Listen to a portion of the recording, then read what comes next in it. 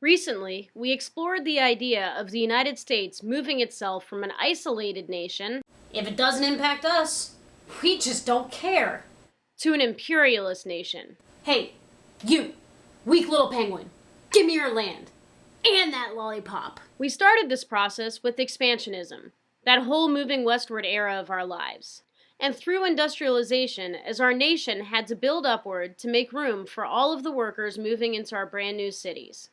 We witnessed expansionism through Matthew Perry's opening trade with Japan.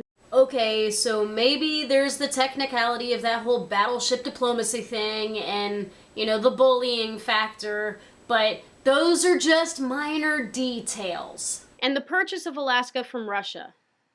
Then came Hawaii, the United States' major land acquisition that truly represented the early steps toward becoming an imperialist nation. We overthrew what we perceived to be a primitive island and attempted to annex the territory. For the good of everybody involved. Or maybe so that the American planters didn't have to pay taxes. The United States' first emergence as a true world power came through a splendid little war, if you will. To most scholars or historians, it is known as the Spanish-American War. We will be looking at the events that pushed the United States into a war. 6 of them, to be exact. Well, technically 7, but the last one kind of likes to intertwine itself with everything else on our list. It's a little bit sneaky like that. So go ahead and get your idiot's guide to the Spanish-American War open in front of you. And please stop griping that I've called you an idiot. I'll make you a deal. If you can fill out the entire handout without watching any of the rest of this video, then you can cross out the title and change it to Insane Genius's Guide to the Spanish-American War. Yeah, that's what I thought. So, let's go ahead and get started with the basics. Who's involved? It's the Spanish-American War, guys. Spain and America. Duh. What is it? A war? I mean, technically speaking, it's an armed conflict over territories controlled by Spain. Because we like to speak technically here. Where was it fought? Whoops. Nope, not in Spain. Not in the United States either. It took place in territories controlled by Spain. Because why mess up your own country when you can destroy the living spaces of smaller territories?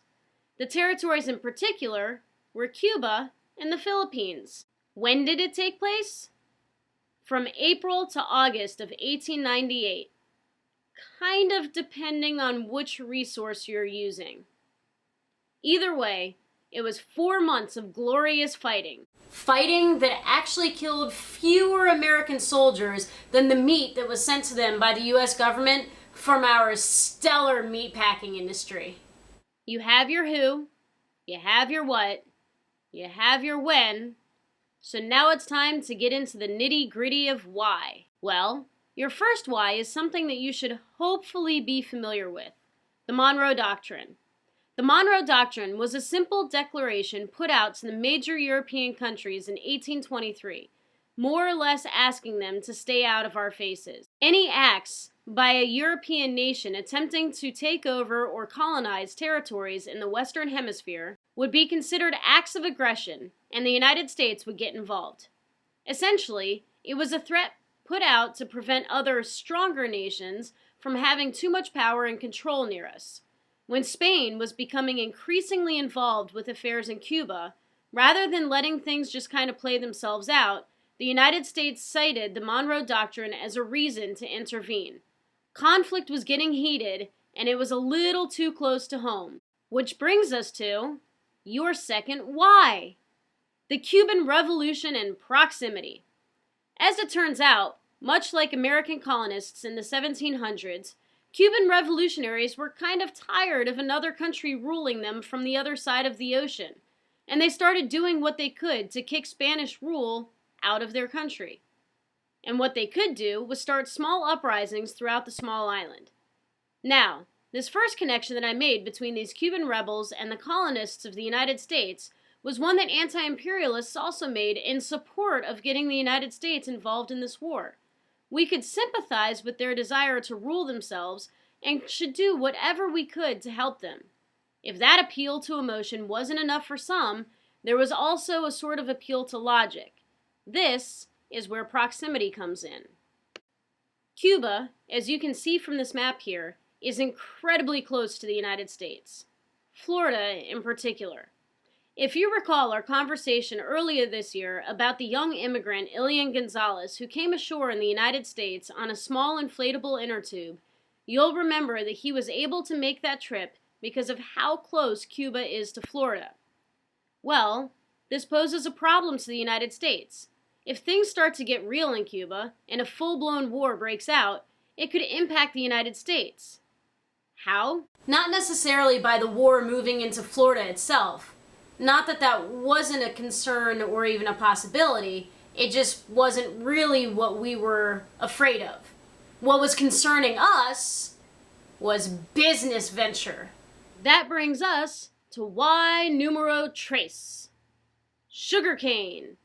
Yes, the same thing that caused that massive revolt in Hawaii and led to the eventual overthrow of Queen Lulukalani. As it turns out, Cuba was a really good place to grow sugarcane as well, and Cuba is much closer to the continental United States than Hawaii. This, if you haven't figured out already, is kind of good for business. What's not good for business, though, is a bunch of little revolts erupting all over your plantations and destroying the very cash crop that you're trying to profit from. Plantation owners in Cuba, who relied on sugarcane to make a living, wanted American intervention in the Cuban Revolution to A, prevent Spain from shutting down their businesses, and B, prevent the Cuban rebels from, destroying their crops completely.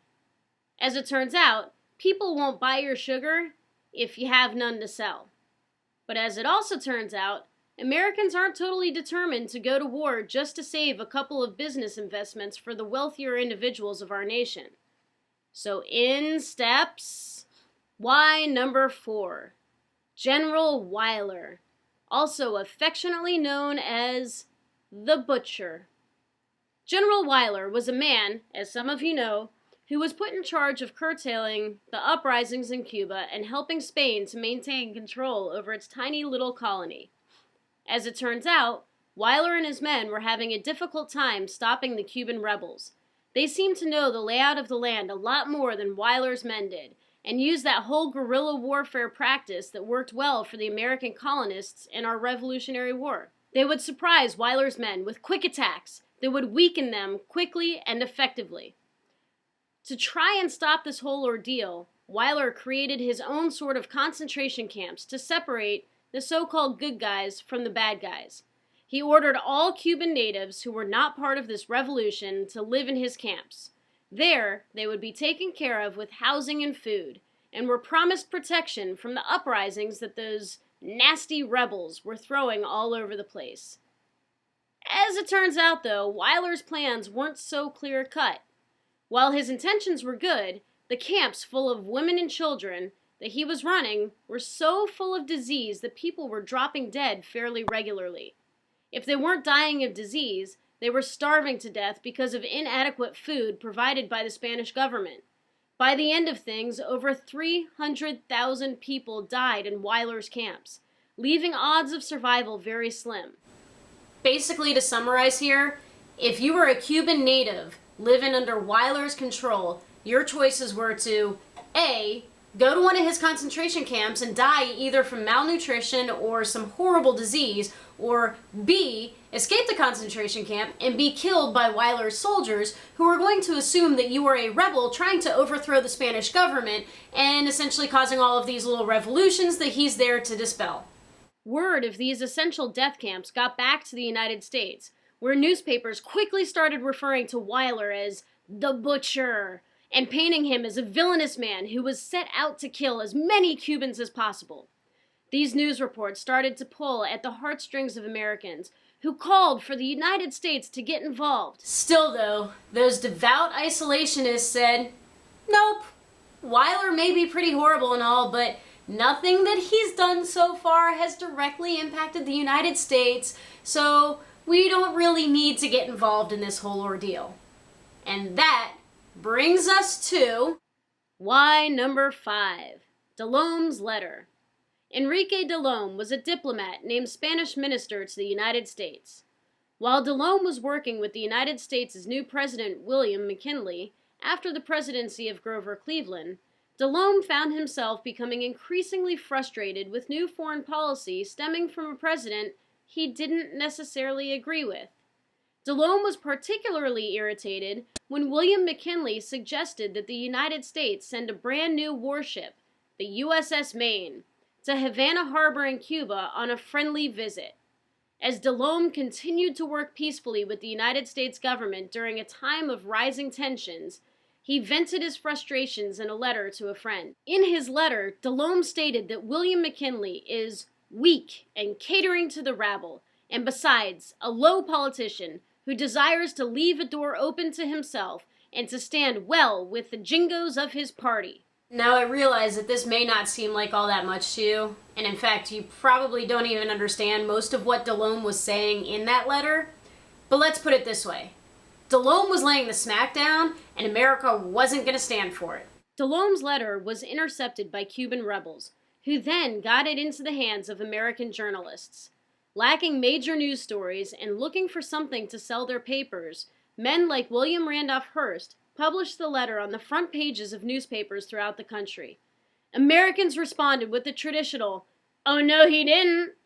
So basically, this reaction to Delhome's letter can be summarized by going back to the conversation that we had at the beginning of the school year. Remember when we were talking about the diamond rule and we all decided that it was okay for you to make fun of your little brother or sister, but as soon as somebody outside of the family did it, oh, that's when things are getting bad. Likewise, Americans can say whatever they want about their president because he's their president. But as soon as somebody from outside of the country lays the smackdown, oh no, those are Americans' toes that he's stepping on. Delhome learned this lesson very quickly, and he soon resigned as the minister to the United States, but not before he ticked off a lot of people. Oh, and that ship that we talked about earlier, the one that went into Havana Harbor? Yeah. Welcome to why number 6, the sinking of the USS Maine. As I mentioned previously, the USS Maine was originally sent to Cuba on a friendly, "Hey, what up, Spain?" visit. After hanging out in Havana Harbor for a while, it mysteriously blew up on February 15, 1898, killing over 200 men on board. The United States did not have an explanation for the explosion, and still today does not have a definite response as to what caused the explosion, though there are some very solid theories out there. But the images of the explosion were plastered all over newspapers throughout the United States, declaring Spain to be responsible for the explosion. Headlines read, "Remember the Maine!" Now that the United States had been directly attacked, and insulted by Delhome on top of that, the isolationists out there had a reason to agree with the idea that perhaps it was time for the United States to get involved. In April of 1898, the United States officially declared war on Spain, and troops were sent to Cuba to help fight alongside the rebels. However, if you've been paying close attention, you've probably caught on to our super bonus 7th factor. That's right, yellow journalism. Go ahead and write that down. Yellow journalism was the super fun, make up whatever you want and publish it in the newspapers style of journalism that was popular in the late 1800s. Come to think of it, it sounds kind of like an early version of the internet.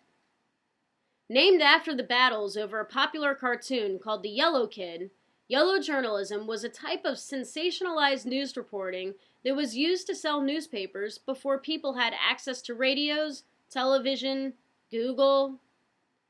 With little news to report in 1898, men like Joseph Pulitzer and William Randolph Hearst grabbed onto the stories of General Weyler, Enrique Delhome's letter, and the explosion of the USS Maine, and fancied them up with quite a bit of hyperbole to make things sound scary and interesting. This type of sensationalized journalism sold thousands of newspapers in the United States, but also gave a lot of over-exaggerated information to the consumers. As the added bonus reason for us getting involved in the Spanish-American War, yellow journalism kind of had its hand in absolutely everything that was going on at this point in time. Did you notice Ted?